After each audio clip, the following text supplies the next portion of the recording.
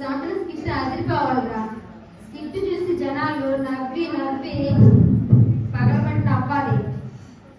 Last లో climax చూసి జనాలు బెంబేలెత్తిపోవాలి. మొత్తం మీద జనాలు ఉండకూడదంటావు. మరేంటన్నా స్కిట్ అంటే మారు మనసు పొందేలా ఉండాలి, అది కదా స్కిట్ అంటే.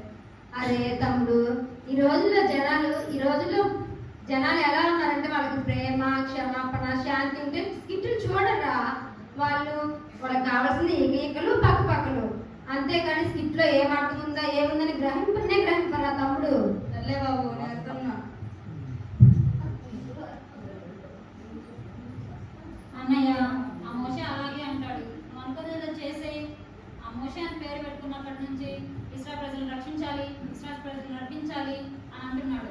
ఈ క్వశ్చన్ చేసే అది నిజమేలే. కెమెరా కింద నుంచి ఇట్లా తీసి వందనాలండి. బాగున్నారా? ఏం చేస్తున్నారు?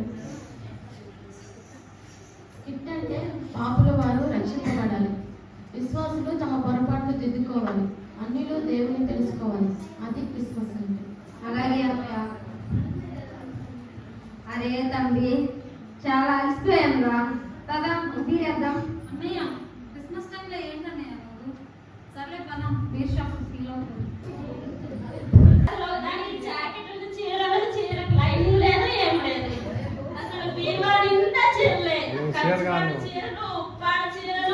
ఎన్ని చీరలు ఉన్నా కూడా ఏం వేసుకోవాలో ఏమో పండగకి అర్థమే కావట్లేదు. చూసుకోవాలి అసలు బీరువాలో ఈ కలర్ కొంచెం వేసాలి.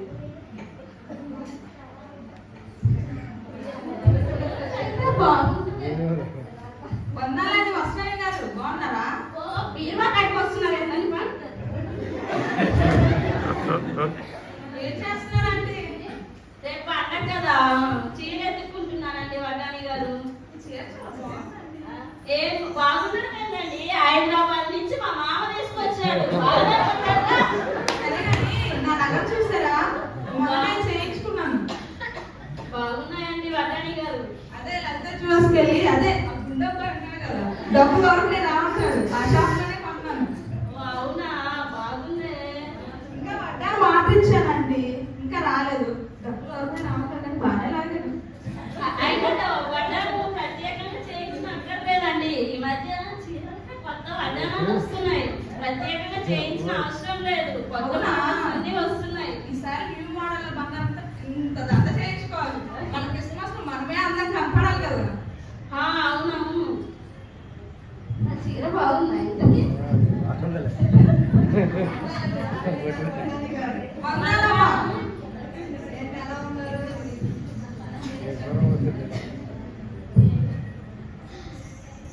ఎలా ఉన్నారు? ఎప్పుడు చీరలు అప్పుడప్పుడు పిండి వంటలు కూడా చేసుకోవాలి. పండగంటే పిండి వంటలు సరే కానీ నా చీర బాగుందా? మా మామ హైదరాబాద్ నుంచి వచ్చిండు.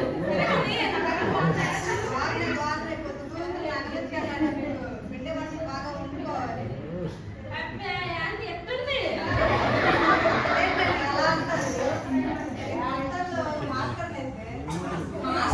కొంచెం ఉప్పు తక్కువ ఎంతైనా మా నా చీర ఉన్నంత బాగైతే లేదనుకో. ఎప్పుడు చీరలే కాదు, వంటలు కూడా చేసుకోండి. పండగంటే వంటలు చేసుకోవాలి, బాగా తినాలి.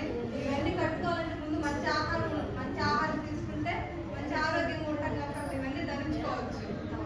సరే కానీ 7:30కి ప్రార్థన కదా, పోతున్నావా నువ్వు? 7:30కి నేను వెళ్ళదండి.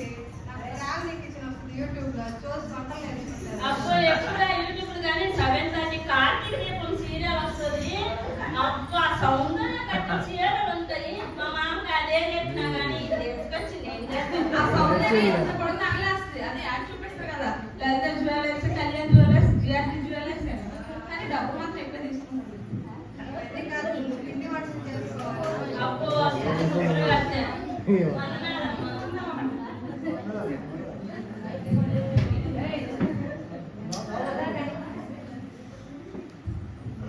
ఏంది నీళ్ళు రాత్రులు కూడా మెల్లమెల్ల వెలిసిపోతున్నావే?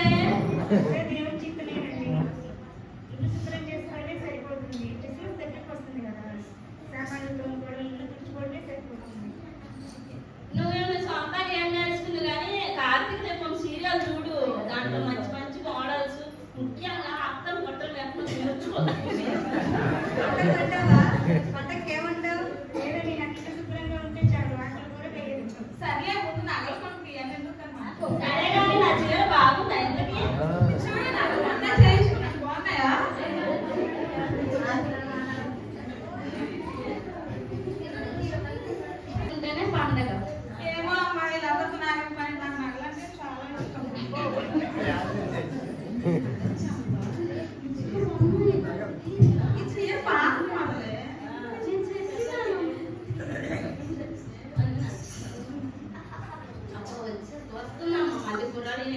ప్రార్థనకు రావాలి అది అవునమ్మా తల్లి రావాలి. వస్తుంది వందనాలమ్మా.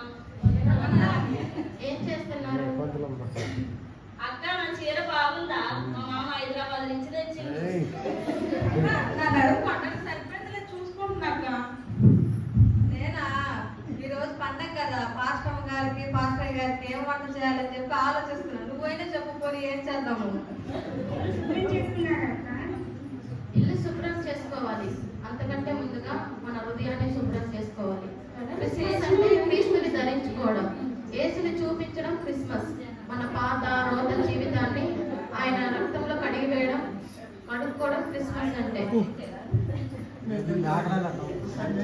10 రకాల పిండి వంటలు వండుకుంటేనే కాదు సిస్టర్ క్రిస్మస్ అంటే.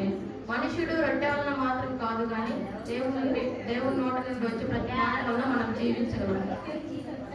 100 పట్టు చీరలు కట్టుకుంటేనే క్రిస్మస్ అయిపోదు సహోదరి. 10 కాసుల బంగారం ధరించుకుంటేనే క్రిస్మస్ అనుకోకు ప్రియ సహోదరి. ఇహలోకంలో ఉన్న బంగారం కోసం ఆశపడుకో. పరలోకంలో దేవుడు మనకు బంగారు వీధులను సిద్ధం చేస్తున్నాడు. టీవీ సీరియల్స్ అంటూ ఇహలోకంలో ఉన్న ఆనందాన్ని వెదక్కొద్దు. ముందు మనకి రక్షణ వస్త్రం ఉందా ఆలోచించు. దేవుణ్ణి ఆయన పాటలతో మనం గణపరచాలి. అది నిజమైన క్రిస్మస్. పేదలను ఆదరించడం నిజమైన క్రిస్మస్. నీకున్న దానిలో లేని వారికి పంచిపెట్టడం నిజమైన క్రిస్మస్. సరే అక్క, ఇదంతా తెలియక నేను హైదరాబాద్ నుంచి తెప్పించుకున్నాను.